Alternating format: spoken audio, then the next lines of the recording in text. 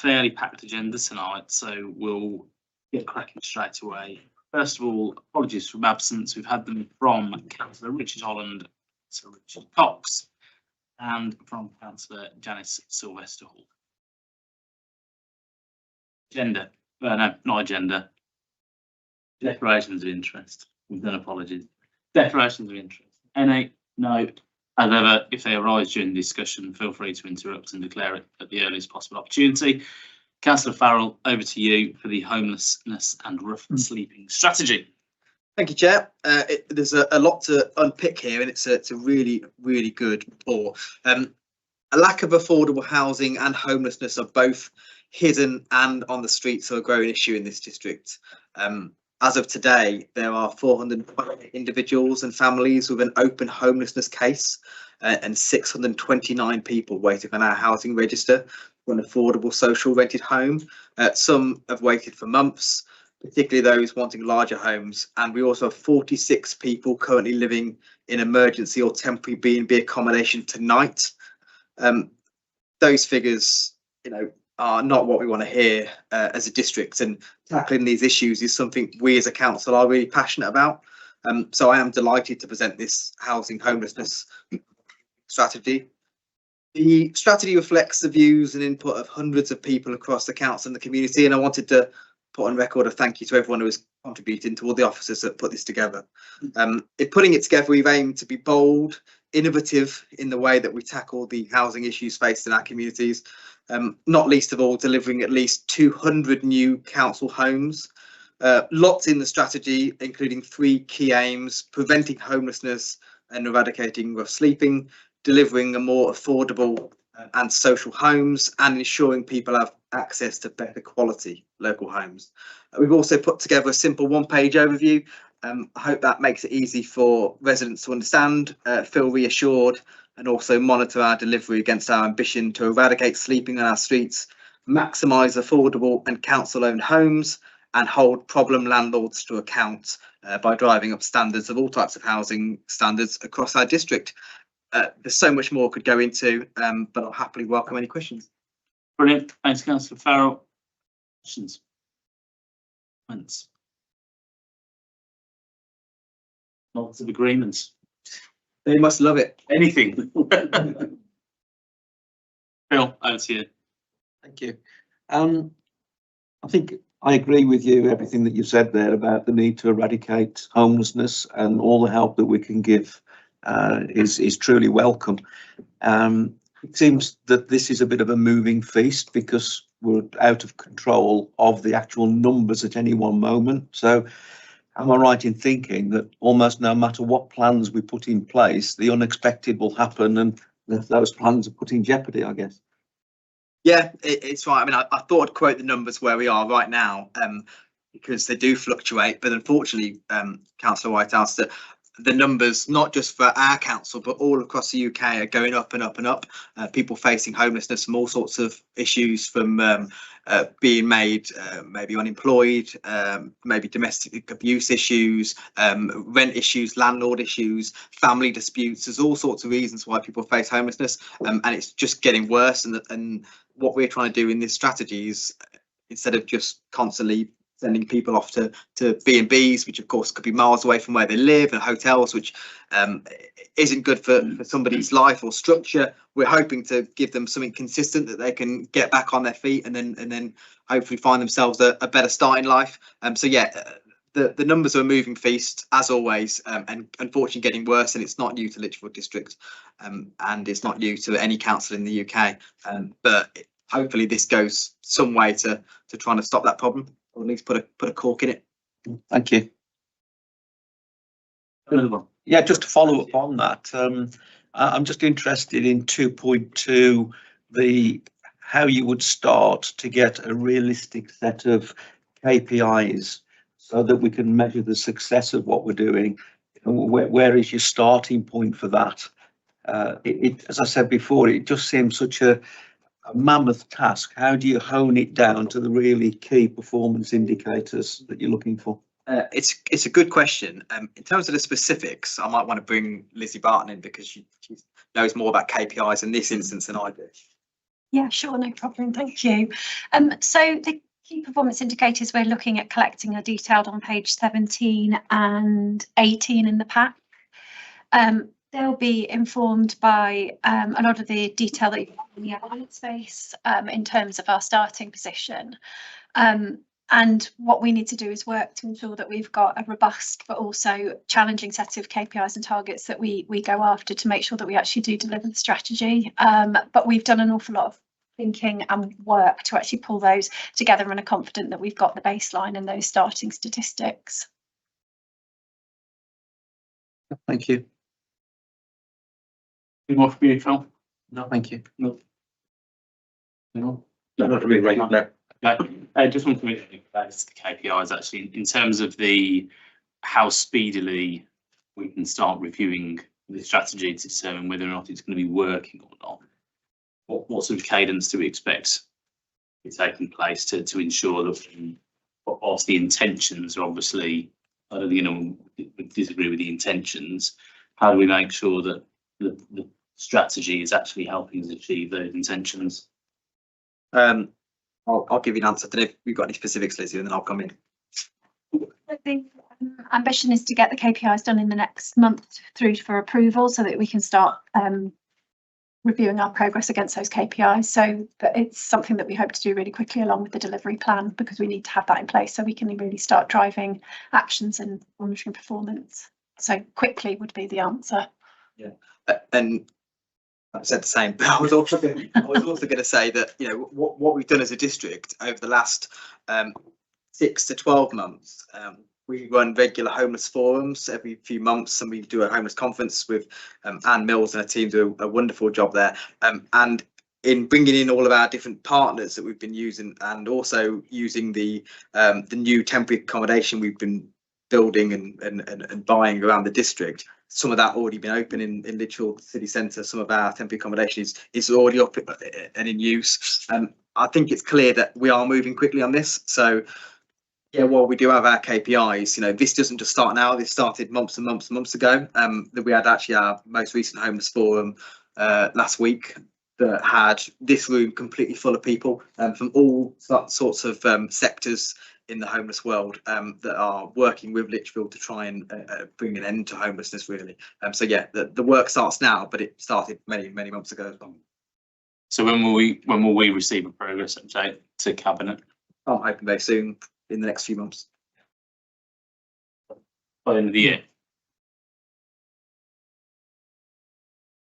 Okay, in which case back to you then, Alex, for your recommendations. Thank you very much. I move those recommendations in 2.1 and 2.2 in my name.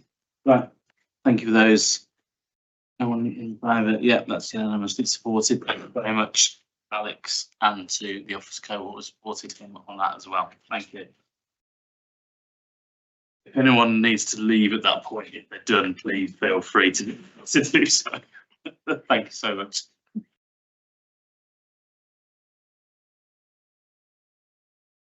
Right, next up on the item, and it is agenda item number 4, the community asset transfer policy proposal being brought in my name.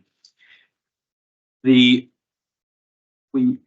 all know local government reorganisation is upon us. That has raised the inevitable question of who is best placed to manage the assets that our community cherish and use, and raises the obvious question of what future unitary authority may wish to do with those, given the fact that frankly they will be under different pressures than a district council is under. I don't think there's any avoiding that. So this paper is really about us thinking about how we might be able to protect those community assets from future repurposing or redevelopment by a future unitary authority. The idea is that we take community assets which we think may be at risk in future, and by passing them on to either the voluntary sector, parish councils, or newly established trusts to protect them for many years to come, without hamstringing any future local authority as well, and by restraining them as well. The principles for that are all set out in paper. Recommendations, which you can see at, I was going to say 2.1, it's called 1.1, but we'll pretend 2 and 2.3. This is about agreeing the principle tonight, agreeing the principles for how we'll go about it and the criteria for which an asset transfer will be considered, and then delegating any minor amendments to that to myself and the chief executive. I think we should be really clear that this isn't about a wholesale, everything we've got, let's just give it to the voluntary sector or the parish councils or whoever. What this really is thinking about some key critical assets, community value, that we think might be better off being looked after by another body rather than a unitary authority. And Thank you, Doug. Yeah, so I fully support this paper. In fact, I support this paper.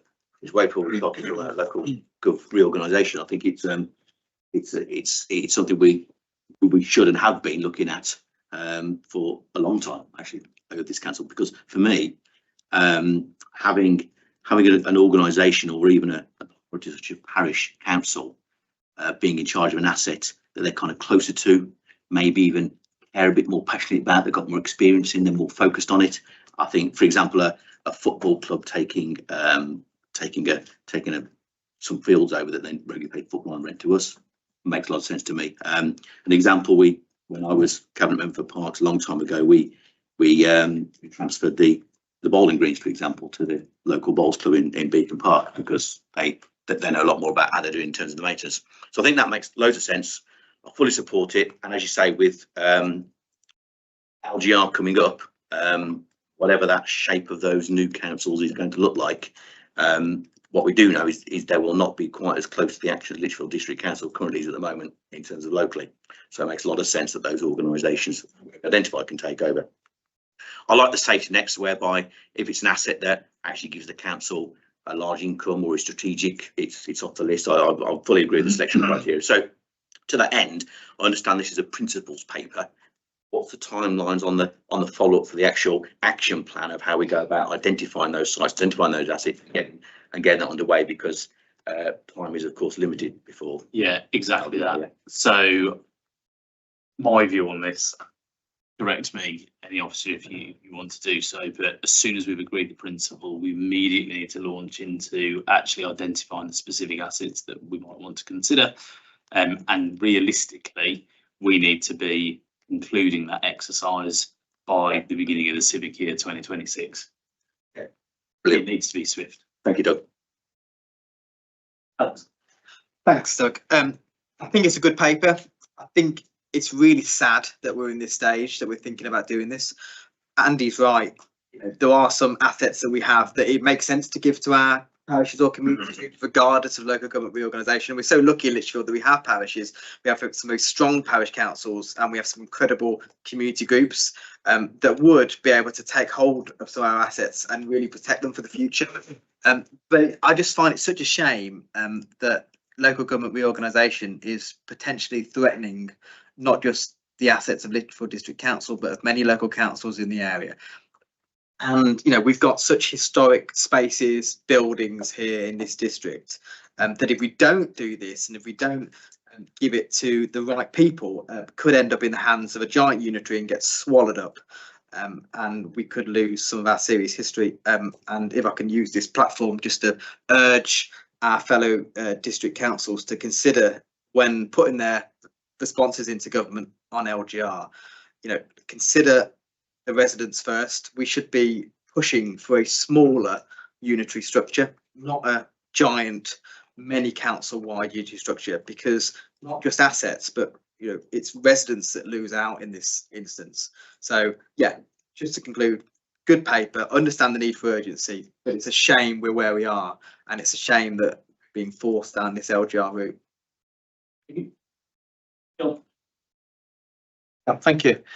It's just a practical point, really. We talked a little bit early on about us identifying various assets And in the paper here, point 3.7 talks about considering requests. So I just wonder, are we going to communicate out there that we are ready to start talking to organisations, or will it be a little bit more one-sided, that we actually choose the ones that we think that we should target?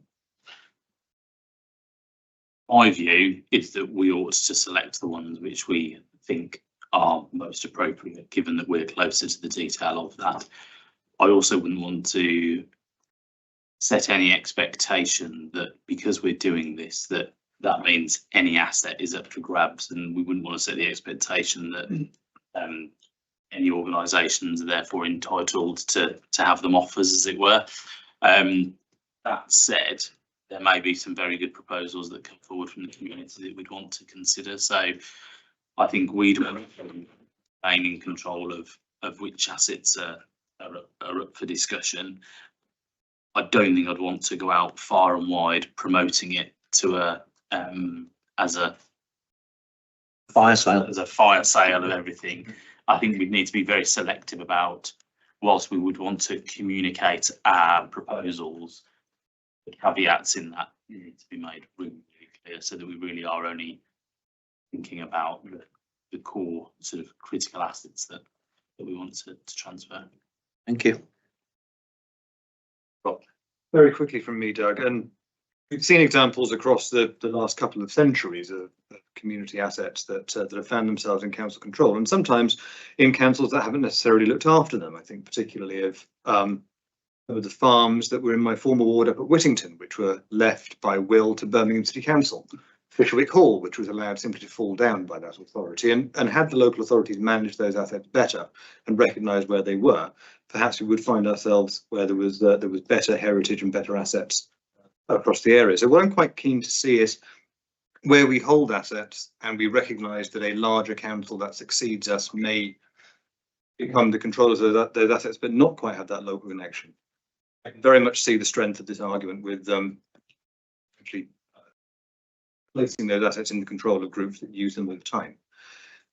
Where I'm more tentative is where we have assets that don't necessarily have a natural controller, or where they're used by a number of different groups. And I wondered to what extent consideration had been given to placing those assets in trust, where the trustees were beyond this authority and therefore not falling subject to any successor authority, that would ensure local control of those assets.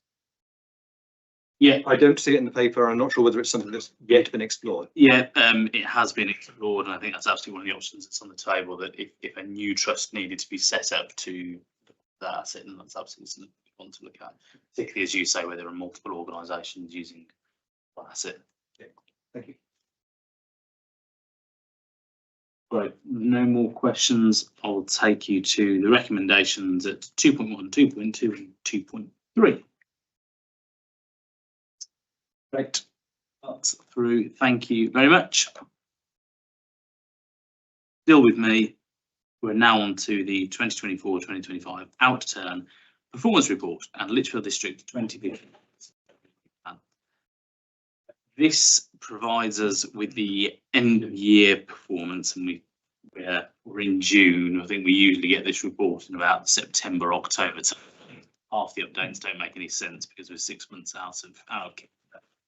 Grateful for officers for turning this round very quickly, relatively this year, and we're now discussing it in June, which feels good. This is basically a status report of how well we're doing against the projects that we're working on, and our KPIs as well. You can see that 76% of our actions are in green status, with 61% of our core KPIs met during the 2024-2025 period. It's worth noting, and you'll see in there, that some of those are what we call stretch targets, and perhaps sometimes we've stretched a little bit too much, but we're certainly doing much better on virtually all of our KPIs year on year. I don't necessarily want to dive right down into individual line items through the questions, but if there are specific line items that you want to use to illustrate a point, then please do. But I think if we went through every single one, we'd perhaps be here all evening. But the recommendation is really just to note this report, to discuss it, and then to approve the changes both in the year 1 delivery plan and the year 2 delivery plan as set out in Appendix C. Andy.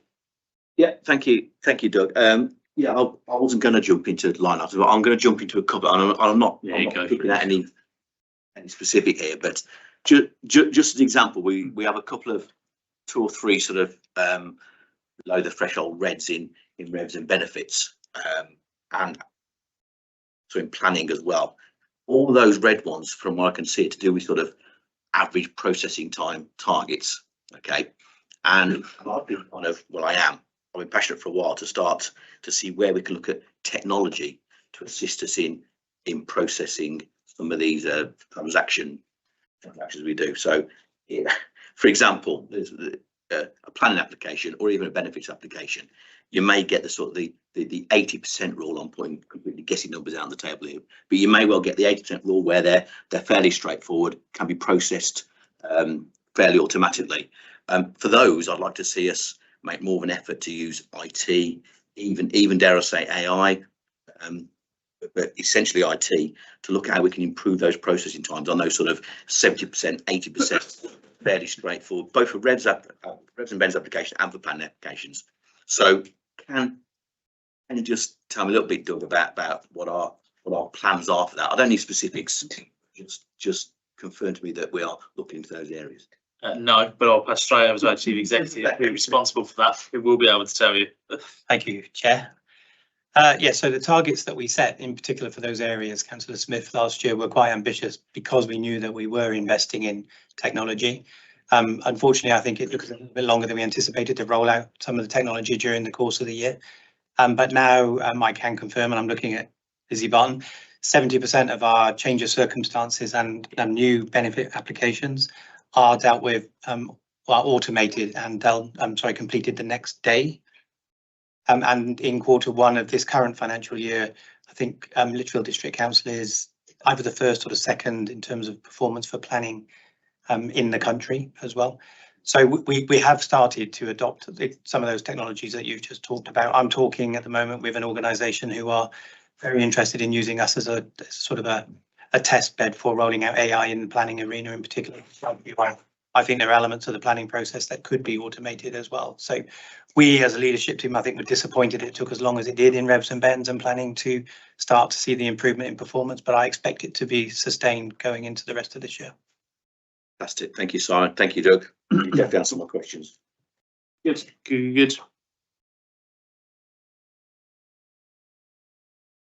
Any from you? Not on this one then. Thank you. Me, thank you. Okay, then. In which case, let's head straight for the recommendations then, which I just lost. I think it's to note, to discuss it, and to approve the change. Was the one. Good, Phil. Give that. Brilliant. Right. Thank you, everybody. Let's move on then to the next item on the agenda, which is the Greenway. Right. This paper in Janice's name. Unfortunately, Janice can't make it with us. Lucy, thank you so much for joining. Sorry. Is there anyone else that needs to go? Sue, Paul? Joking. Adoption of a Greenway from Lichfield to Chasewater. This is an update report. As everyone knows, this has been discussed many times, and actually I think we've made tremendous progress from where we were several years ago. It is rather embarrassing that Back the Track have cleared the entire track before we have managed to sort the lease out, but such is life, and I think that's fair to say that between us, Network Rail, and our insurers, the reality is that it's going to take quite a while, has taken quite a while. However, we think we are getting there. The paper that you've had circulated, there's also been a supplementary document that's been circulated today that is published online as well, if anyone hasn't managed to see that. Give you the background on it. so that we're all fully up to date. We have been negotiating with our insurers over the terms of the lease that has been presented to us by Network Rail. The major issues they had were around public liability from the surface of the track, and also then from liabilities arising from issues mainly to do with the N6 toll, and any, in particular, any consequential loss that might arise were something to happen to one of the bridges, which we're taking on as part of that lease. We've got some options as to how to deal with that. The track itself, Back the Track and Quattro have cleared a section of track about 100 metres long. Our insurers are happy with the surface that's going to be that is going to be set out, and have agreed to put an adequate public liability in place for that. What they are not so happy about, our current insurers, is the risk that might arise from a bridge strike, consequential losses flowing from that. So we've got some options ahead of us in terms of how to deal with that. Just going to pull it up because I don't have it in front of me right now. But let me pull this up. So in the supplementary note that we have today, it sets those options out in greater clarity. Probably should open it first. Right. So the update, it gives you all the update at 2.1 right through to 2.10. The upshot of all of that is there are some revised recommendations. Those are that we either commission external specialist advice as to whether the mitigations we've actioned are adequate to reduce the risk to a level that can be tolerated, to continue to seek to procure structural insurance via continuing discussions with our corporate insurer and engaging with alternative providers. And if we are unable to procure that structural insurance and the risks haven't been mitigated to a tolerable level, then a paper will come back to Cabinet recommending to full council an increase in the minimum level of reserves from the approved level of £2 million to allow us to self-insure. So there's some steps to go through there. We commission the external advice to say, look, is everything that we've done up until now sufficient for us to just accept the risk? We also, at the same time, procure structural insurance for the structures that are affected, and seeing if we can either do that through our existing insurer or our alternative insurer.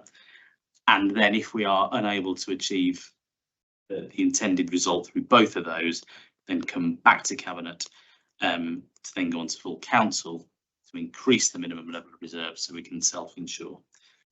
Different steps to walk through on that.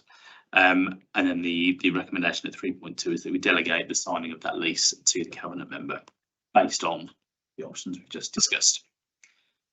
I'm going to bring in Anthony at that point, because Anthony, I know you've been intimately involved in this. Is there anything that you wanted to add specifically about the facts around the recommendations there?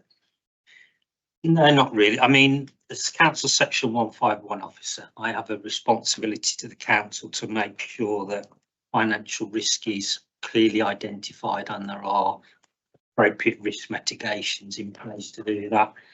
I think we've all been proceeding on the basis that the majority of risk within the Greenway project would either be dealt with via mitigations, whether that be the surface treatments, edge protection, access points, etc., or through a form of transfer of risk to an insurance company. I think the bridges, according to the engineers that we provide, have got a value of £10 million, so they're not an insignificant amount of money. And whilst probabilities of bridge strikes or force majeure type events are very low, when you couple that with impacts, it could be quite a sizable amount of money that we're talking about. And, you know, at the end of the day, we are a district council with more limited resources than some of the bigger councils. So what I've got to do is make sure that council fully understand the risks that they're taking on here and the mitigations that we put in place. And to that end, I think we're probably going to need to get some expert advice around bridge structures and the risks involved and how you mitigate those risks. Because I'm not appropriately qualified. I doubt there is anybody in the council to do that, but it's not an uncommon thing. Bigger councils do that type of self-insurance process, so it's understanding that in a little bit more detail. And when we go to council, we do open eyed so that everybody is sure on what the mitigations are. Fantastic. Gary, Simon, I know you've been involved as well. Is there anything that you wanted to ask? Only to say, Chair, that I know that this is a priority that is important to the cabinet. I think what we've set out in this paper is a route to providing us with the ability to sign the lease. I realise that it's important that we do that as quickly as we possibly can, but like Anthony, Chair, I think it's really important that we take these steps that have been set out tonight to make sure that we're comfortable in doing so. I'll just add, so obviously we've pulled together this supplementary note, and that is because these conversations are live with our corporate insurer, so we wanted to make sure that Cabinet had the most up-to-date information. I think it is hugely positive that we've now got a signed off surface from the corporate insurer. That is a huge step forward.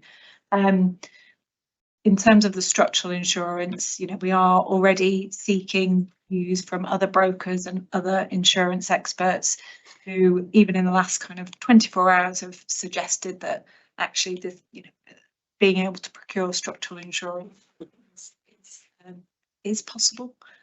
So again, we're going to follow up on those links and suggested contacts.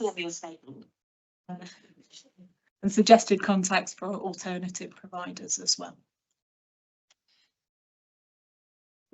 Thank you, Doug. So firstly, I wanted Cabinet to know that I am completely passionate about getting this project completed. I think it'd be a fantastic asset for the district. It's something that will be absolutely brilliant, really, where there's no roads, people can go and walk, they can cycle, they can do whatever. I will say this is the first time I've ever liked an insurance company with liability one, because they're insisting that we scrape back the ballast, which is something I always wanted to do. So they've solved that problem, which is excellent. So that will make it a really nice, safe walkway. And as Kerry says, I think it's really, really good news that we've now got the liability insurance bit sorted with no extra cost, if I understand, than what we currently pay for liability insurance. So that's great news.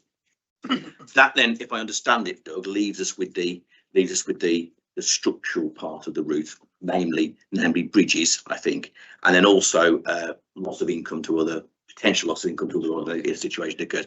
Can I just try and understand, just to make sure I get it completely, 3.11 and 3.12 on the revised recommendations? Those two are not an either or, right? They are.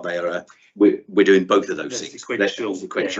So we're getting an expert in to basically confirm our understanding that the probability of a structural problem or a loss that we have to, a consequential loss we have to pay is as good as zero as far as we're concerned. Yeah, because risks are all about, right? It might have high impact, but if the probability of it occurring is essentially never, then there's no risk, right? That's basically what you have to look at, both things. Yeah, so that's what we're getting expert advice on. And if I understand it correctly, at the same time, we're also pursuing an insurance route for that structure. Is that, have I understood that correctly? Yeah, exactly. Okay. If that's the case, then I fully support those new recommendations. Yeah, and I look forward. Yeah, I just agree with that, and obviously Anthony's viewpoint of making sure that things are looked at very, very thoroughly. I think we must recognise that we're sort of stepping into the unknown here with this type of transaction, and so to do so with the items now 3.1, 3.12 seems absolutely correct, and it's what residents would expect us to do, I would have thought. So having reached the stage that we are now, and I know it's disappointing that there have been some delays and things have moved in one direction and then come back again. To me, reached the stage now where we're really clear what we have to do, and the steps there I would certainly agree with. Thank you. Thanks, Doug. I do really want to see this project succeed, but I am a little spooked by the supplementary note, and I'll admit that I only read it 15 minutes ago because I wasn't able to get onto it while I was in court this afternoon. I'm very uncomfortable with the self-insure option, and so with option 3. We initially considered that the reserve for elements of it would be £400,000. I could just about wear it, although it still reflects a significant proportion of our reserves potentially tied up into this project. But I'm just very aware that this is a lease with no break clause, and I don't want to see ourselves shackled to something that is essentially far more risk than this council can tolerate. To the extent that I'm a little reluctant to proceed tonight without the appropriate reassurances on those insurances. And it may be that I can be reassured this evening, which is that can we proceed with the public liability alone, but still holding off on signing the lease until we've exhausted those force majeure, bridge strike type issues with additional insurers and other ways of doing it, and really chase it to ground to try and minimise the risk to this authority, because I'm aware that for 7 miles of what I'm sure will be fantastic walkway, this is a significant amount of risk for this council to take on. Well, I think the point is we don't understand the risk at the moment, isn't it? We don't know that it's a significant risk or not. We just know that the risk is as yet undefined or ill-defined. Let's just go back to the recommendations a second. We're very clear about what we're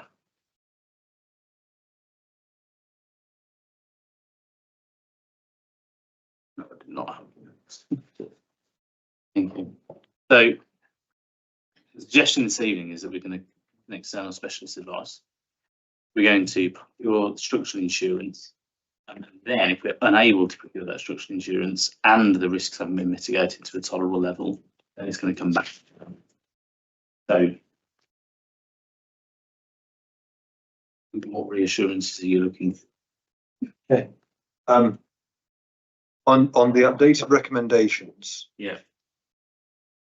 I'm not sure I can support all of recommendation 3.2 with the delegated authority. I think this needs to come back here anyway, regardless of the reassurances.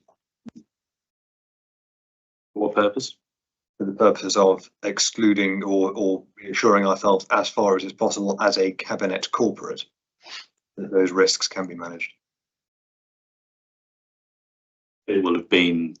Sorry, I'm missing the point here. The suggestion is that it goes to if we can mitigate it and we can get the insurance, and it'll be delegated to the cabinet member. It'll be done by our insurance self-insure option, which is where the exposure to risk, financial risk, would come both to us and to full council. I saw an indication, Simon. No, that's correct, Chair, isn't it? So what we're asking for is your approval for us to go out to speak to specialists, get some specialist advice.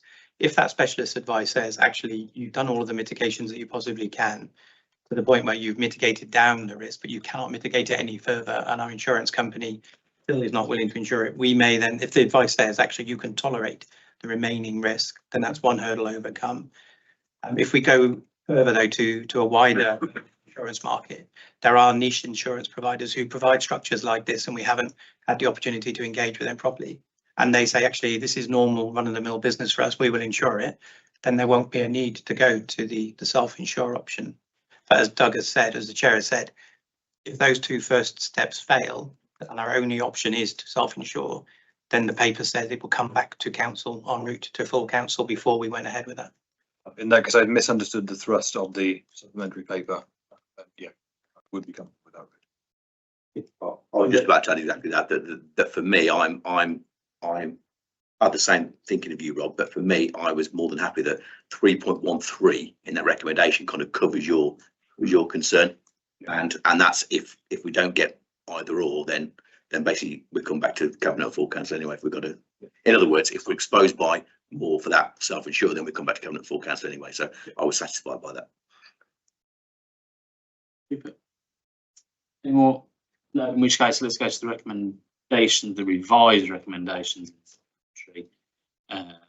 which just for the purposes, so I should probably read out. What I should really do is probably save it on my screen, shouldn't I? I think it off. So the revised recommendations 3.1 and 3.2. So 3.1 is the sequence of events that we need to go through, and 3.2 is the delegation of that lease to the cabinet member and actually not going to officer. For that, yeah, brilliant. That's unanimous. Thank you all. Thank you. But then, Rob, over to you for money matters. Starting then with the Money Matters report. This is our 12-month review of the financial year 2024 to 5. It covers the entire 12 months, and so this is effectively the year-end report. Pleased to report the council at this stage remains in good financial health, with negligible movement on general reserves below forecast, so they're currently standing at a little over 5.8 million. And the ongoing and careful budget management from the team has resulted in a number of small savings against our most recently approved budget. That's in the chart that you will see at 3.5, because 3.6 appears to have disappeared. And you'll see that the unachieved vacancy saving is offset by the unspent inflation reserve. So that ultimate transfer back into general reserves means that we're effectively standing still on reserve use. For now, I think it's probably going to be appropriate to keep that inflation corporate inflation risk budget where it is, given that we don't know what's going to happen in the near future. But it was fortunate that this year we didn't spend all of it, and we were able to wash our faces with it on the under. So far as Lichfield West Midlands Trade Services goes, it's an independent company, and of course it manages its own finances, but it is currently reporting an operating profit of £438,000, and it has made very welcome contributions to this authority of £277,000, which have particularly helped with leisure and other costs. In terms of our wider income, we are reporting significant surpluses on car parking as it recovers, and also on building control. And the only significant depressed area is planning applications. And I would look forward to hearing some reasons for that, because they're currently unclear why that's depressed at this stage. And the main variances on the capital programme as we move through the year have related largely to slippage on projects. See those in the chart at 3.23. And that is actually going in both directions, because the replacement leisure centre costs and the cinema development have slipped into the next financial year, while the waste vehicle replacement came into this financial year. And so there's a little bit going in both directions. The only major capital receipt that hasn't completed, once again, is the disposal of Venture House, because that's not yet completed, and that is the only major variance beyond the Bromford right to buy sales, which of course we never budget for because they are very our council tax collection is in a very small deficit, although that can be dealt with within the bad debt provision, and there are some steps in place to deal with some of our very aged debt where there is genuinely no prospect of recovery. We will take a look and see what we can do about writing those. But the business rate collection fund remains in surplus and is very healthy. To touch very briefly on leisure centres, they are still on the watch list in terms of the shortfalls. I think the variance to the budget was at 377,000 below where expected to be. We are still very hopeful that will be a short-term concern until the replacement leisure centre comes on stream at the end of this calendar year. And I'm finally pleased to report that payment of our suppliers remains above the 90% metric. Frustratingly, we still can't get quite to 100%, but we are still above where we aim ourselves to be. Are there any questions? We go for Greenway. No. Yeah, thank you, Rob. Just interested as a matter of clarity, really, on LWMTS. Maybe Simon next to me can answer this, but it seems a really good result to get extra income of £850,000. I just wanted a flavour as to where that sort of income. We have the company's managing director sitting to your right, so I'm sure he does. Thank you, Chair. Yes, with your permission. Yes, so LWM has a number of business streams that are doing very well. So most notably, I suppose, our major applications and planning consultancy service performed particularly well at the end of last financial year, as did our ecology brokerage. So that those two alongside our talent acquisition services are where we're generating additional revenue, which is at the moment cross-subsidising, I suppose, some of the losses that Councillor Strachan has referred to in terms of the leisure. But to your point, I think Councillor Strachan as well, our new leisure centre will launch in Q4. We're expecting a significant uplift at the end of this current financial year and that to follow through into the subsequent financial years as well.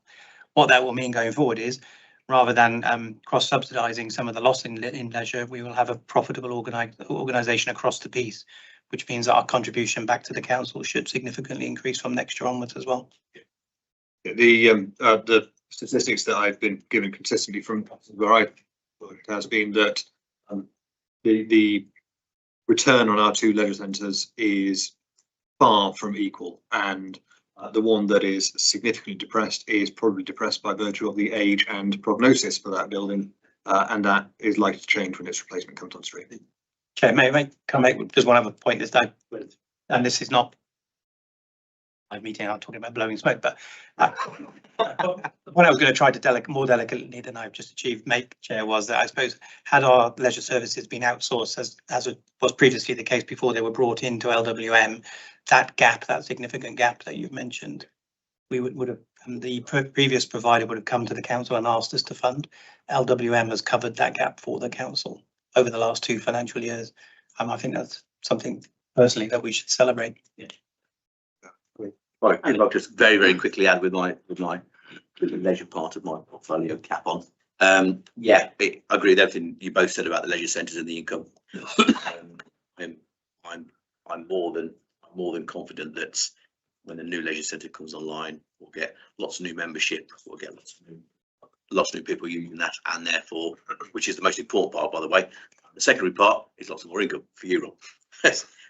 On top of that, as you said, there's a disparity at the moment with the Burntwood facility has a lot more members than the Lichfield facility with its ageing.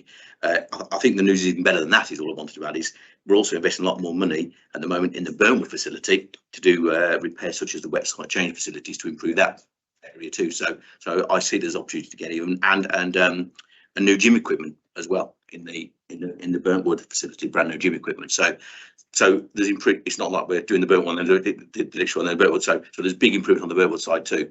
So I think even more members across the piece will. Thank you. Good. Anyone? So just one more point, please, if I may, Chair, as well. So Councillor Strachan talked about planning income and application volumes. Last year they slumped significantly. I'm really pleased to report, I think the planning, both the volumes of applications and consequent income has really started to recover in this current financial year. The first quarter has been particularly strong, so hopefully we'll see that continue throughout the course of the year. One from me, earmarked reserves. Yeah. When was the last time we did a wholesale review of our earmarked reserves? We did a wholesale root and branch review of those, I think 3 years ago, but they are reviewed in terms of their adequacy and how much we need to formally mark every year as part of the NTFS process. We've currently got 18 million in earmarked reserves. And I think I'd like to be closer to that process next time we go through that, because there's a lot of funds in there that on the face of it don't say anything to us. I know they're probably just names for something that is happening, and I'm sure the detail sits elsewhere, but particularly where we see projects that we know aren't happening or things have moved on, for instance. I'd be very keen to understand whether those earmarked reserves really need to remain as earmarked or whether they ought to be moved to a general reserve or repurposed for other. We did a comprehensive review, I think about 3 or 4 years ago, in which we closed down a huge number of the existing earmarked reserves and tried to simplify them. It may be that they're starting to proliferate again, so it's appropriate that we have another look. Good. Okay. Right, back to you for your recommendations then. Thank you. I move recommendations 2.1 through to 2.5, bearing in mind that 2.5 is going to be subject to passage through the audit committee. Yeah, okay. All in favour? Yes, we are. Super. Thank you, Rob. Sticking with you then, medium-term financial strategy, revenue and capital. Thank you. This is the first touch of next year's financial strategy. So please do have it read in the context of the previous paper. This is the scoping stage, so we're setting out the timetable and the principles. We are making some significant efforts to streamline the timetable. Certainly, at least the November scrutiny touch. The chair of scrutiny has kindly agreed not to take that because it tends to fall so close to the settlement date that we often don't have anything meaningful to impart at that stage. I think I went to various different bodies and spoke about the MTFS either 10 or 11 times last year. And I found that I was repeating a lot of the same information to actually a lot of the same people. And so we're going to try and streamline how we give that information out, whether we can brief it rather than present it, and how we can deal with that. The recommendations, certainly so far as budget principles go, they remain very prudent, as they have done for the last few years. If a multi-year settlement is forthcoming in the fullness of time, it might be appropriate that we review that risk profile. But for now, I would urge the Cabinet to stick with us on the very prudent approach. It has stood us in very good stead to date. And also the budget assumptions. We're in the process of updating things to go through on the pay award. If that changes, negotiation complete, then that will go in.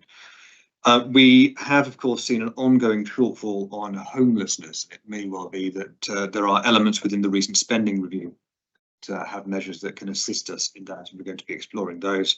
And again, with the minimum level of reserves, that is likely to require some review in light of an earlier paper this evening, as well as the wider uncertainty. That is reviewed every single year. Dealing very briefly with council taxation, I hate talking about that in June when we made the decision in February, but the spending review did say that the 2.99% referendum ceiling would remain available to us this year. Everything in our papers assumes 1.99%. I do try to make that decision as late as I possibly can to only take the necessary. You'll also see set out as an appendix, and I'm grateful to Lauren for this, the timetable for the budget consultation and its likely content and scope. I am aware that consulting on local government finance is very rarely exciting or sexy, but it is something that we are statutorily required to do, and we have to make it as accessible and as easy as possible. So there's a bit of a lessons learned exercise within the appendices that hopefully will bring you on stream with where we are. But this year's is likely to look much as last year's did. Finally, I do want to touch on the topic of collegiality, because that, of course, is very important in the context of budget setting. The timetable does not programme in any of the informal cross-party meetings, but I do intend to have discussions with colleagues across the chamber when it comes to that. Obviously, we wouldn't formally timetable them, they are not minutes in meetings, but just to reassure members who are sitting at the end of the table that I will definitely be coming to talk to you. Thank you for your input in last year's, which I actually found to be very useful and eye-opening. Are there any questions at this stage? I'm aware this is a very early paper that tells you very little. Questions? Bill? Yeah, thank you, Doug. In previous years, Rob, I've seen comment about concerns about pension shortfall. In this particular paper, I see no comment on that. Does that mean that that issue has now gone away and it's under control, or is there further commentary to be made on that particular point? I don't think it ever goes away. It's a fact of life in local government, but this generally isn't the paper where we talk about it. It tends to come out in some of the more technical papers. I don't know whether on the hoof Anthony's able to give you a bit more detail on where we are with that, apropos of just getting some detail into the meeting. So we just had the outcome of the latest triennial pension fund revaluation. I think came to Cabinet previously, but that was a positive outcome for us in the fact that it's allowed us to reduce the contribution levels quite significantly, about 2.1 million over the next 3 years from what we budgeted. That's the first time I've ever known that happen in my time at the council. And some of that will be down to historic decisions that have been made on contribution level. Some of it will be down to the economic climate that's taking place. So that will set our contribution levels for the next 3 years up to the point of LGR.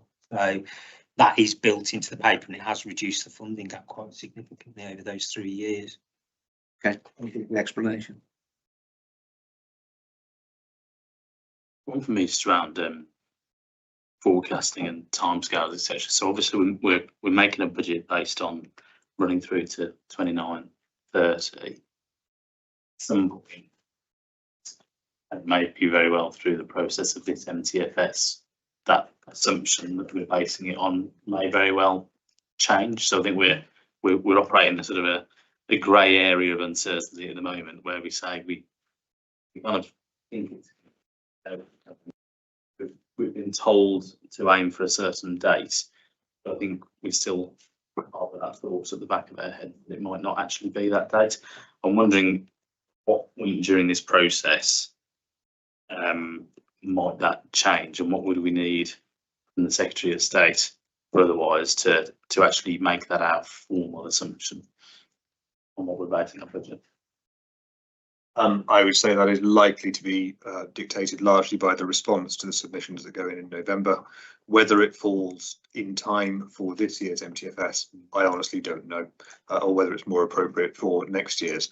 We do, of course, plan an MTFS on a 4-year timetable, but effectively, given that we've had 1-year settlements for the last, I think now 12 years, it's been very much effectively a 1-year planning timetable, and then we forecast for the remaining 3. And you see that the detail becomes incredibly, increasingly nebulous towards the end of it. So it may be that we get a bit more certainty. If we get a multi-year settlement, may indeed see us out to the end of this council, but who knows? But I think realistically, it's going to be the response on local government reorganisation that drives the certainty on that.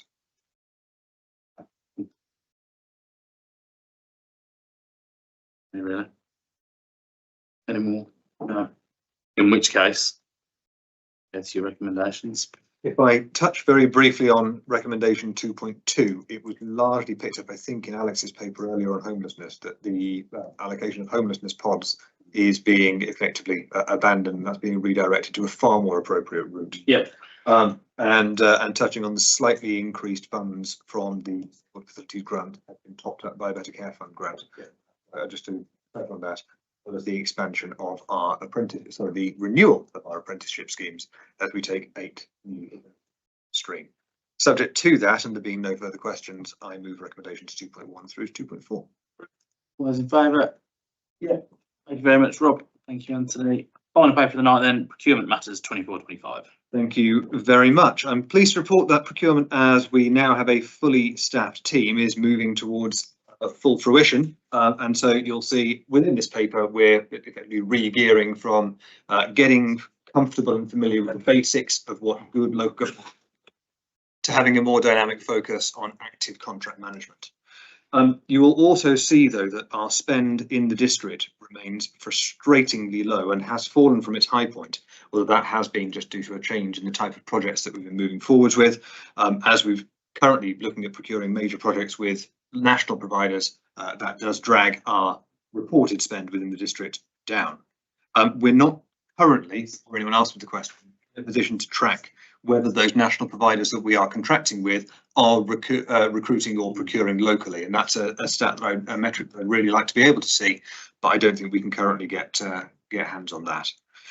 The percentage of opportunities that we've published and the exemptions, which are also our 2 negative trackers, are very closely linked to the UK SPF spend and the need to get it out of the door before clawback. I concede that while that is a means to an end, it is also a fairly unsatisfactory way for a council to be procuring, and so I'll be asking for reassurances that that isn't repeated in future years and that better planning takes place. Where improvements have been made and where they are consistent, we are increasing the baselines. There's no point in sitting there with low baselines when we're actually consistently exceeding them. We want that drive for excellence within that procurement team, and so we're going to increase those where we can. To reassure you all, I can confirm that we remain fully compliant with all of our obligations regarding modern slavery and human trafficking, and that does remain an absolute red line for this council. We will exit contracts if we have concerns around those. And I think I've been asked questions about that previously, and I'd just like to reassure and reaffirm that. Turning to social value, this is the area where the last 12 months have seen some really significant progress as we've delivered major projects with definable social value income over and above contract value. So we're now able to demonstrate £3.2 million of additional social value receipt, and those are set out within Appendix F of this. I don't want to sit here and keep talking about the Coordon contract, but that is the real star of this. But I think we're looking to repeat that with other contracts across the area, and we are starting to see that come through. The procurement landscape is rapidly moving, and we cannot stand still. There's the Procurement Act in 2023. Those notifications are now starting to flow through the team, and we're getting it embedded fully across the council. But we are carrying on all best practice around the area and nationwide. There are particular standout councils. Preston and Leeds really stand out as some of the two better ones, which we will continue to keep an eye on and see whether there are areas of good practice that they have that we can bring in here in Lichfield and make them work. But really, as it's an exciting area as it develops. I want to make it an awful lot easier for local suppliers to contract with us as we deliver and actually build value within this district. Are there any questions? Nope. Yeah, thank you, Doug. Bit of clarity, please, Rob, on Appendix C. Am I right in thinking that we have looked at each of the sections and made an assessment ourselves as to where we are on a score of 1 to 5 on each of those? Yes. And given that, what was the process for us reaching those figures? How did we come to think that we are red, amber, green, etc. in any one of those?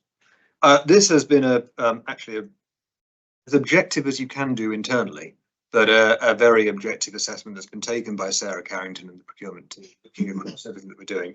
And I do know that they've scored themselves really quite harshly in terms of good practice across the sector, and continue to do so. What I take from this, though, in terms of those scores, is that we are on, I hate to use this phrase, but we are on a journey, and that is a journey of improvement. And we can see that tracking across, and where there are areas that we're struggling a little bit. Certainly, I think for me, forward planning as regards infrastructure projects has been something that we've struggled with a little bit over the last 2 years. They have not overscored that, and we're consistently still scoring that as a 2. I'd like to see that increase to at the very least a 4 over the next 2 years in terms of how we plan for what we're going to deliver, and then how we procure it properly. Because if we don't have that clear procurement plan in place, we can't make best value in the district. And that's what that really is the key driver for me in this. So I guess that the next part of that is that against each of these, you will have an objective as to where you're trying to be on each of these measures, what the baseline target is that you're trying to achieve. Yes, I have an idea of where I'd like it to be. I'd certainly like to see us entering into, you'll see category 3 is charted as mature, which we assess as being well embedded and well in action across the council. That's where I think I'd like us to see on every single one of these projects over the next couple of years. It is I don't want to say unlikely to be achievable. It is maybe something that we may struggle to deliver in the next 2 years with the sheer number of major projects that we've got coming through. But I think that's an ambition that we should be working toward. Thank you. No further questions, then let's go straight to the recommendation. Thank you. From memory, there were 3. Yes, I move recommendations 2.1 through to 2.3, which is under my name. Right. That's passed. Thank you very much, Rob. Thank you very much. That brings us to the end of our cabinet meeting. Thank you, everybody.